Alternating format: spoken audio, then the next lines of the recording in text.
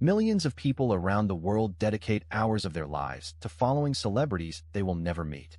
They stream their music on repeat to boost chart numbers. They defend them against online criticism as if they were family. They cry when an idol gets into a relationship. They spend money they do not have on albums, merchandise, and concert tickets. To an outsider, this looks irrational. To the people inside it, it feels essential. So what is really going on?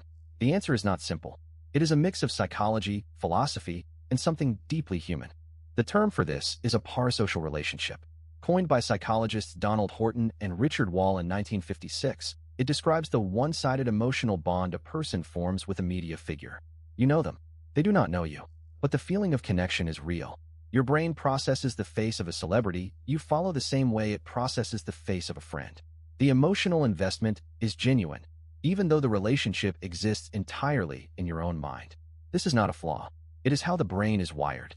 Now ask a deeper question. Why do people form these bonds in the first place? One answer is loneliness. In an increasingly isolated world, where people marry later, have fewer friends, and spend more time online than in person, parasocial bonds fill a gap. They provide a feeling of connection without the risk of rejection. A celebrity cannot leave you, cannot hurt you, cannot disappoint you the way a real person can. For someone who has been hurt by real relationships, this safety is intoxicating. But there is something else. The French philosopher René Girard proposed the idea of mimetic desire. We do not desire things directly, he argued. We desire things because we see other people desiring them. We want what other people want. Apply this to celebrities.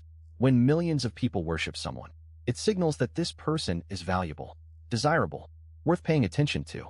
The desire becomes contagious. You start wanting to be close to them not just because of who they are, but because of how many others want the same thing. Then there is the question of identity. The psychologist Erik Erikson argued that adolescence and young adulthood are defined by the search for identity. Who am I? What do I believe? What group do I belong to? Fandoms answer all three questions at once. You are an army. You are a blink. You are a stay. These are not just fan club names.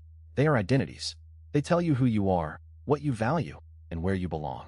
In a world where traditional sources of identity like religion, community, and extended family are weakening, fandoms step into the void. There is also a philosophical dimension. Jean-Paul Sartre said that humans are condemned to be free. We have no predetermined essence. We must create ourselves through our choices. But this freedom is terrifying. It is easier to borrow an identity than to build one. Following a celebrity gives you a template. Their style becomes your style. Their values become your values. Their struggles become metaphors for your own. You are not just watching them live. You are learning how to live through them. So is this healthy? The answer depends on the degree. Most parasocial relationships are harmless or even beneficial. Research shows they can boost self-esteem, provide comfort during difficult times, and help people form real-world friendships through shared fandom. The line is crossed when the relationship replaces real connections entirely, when the emotional investment becomes obsessive, or when it causes financial harm.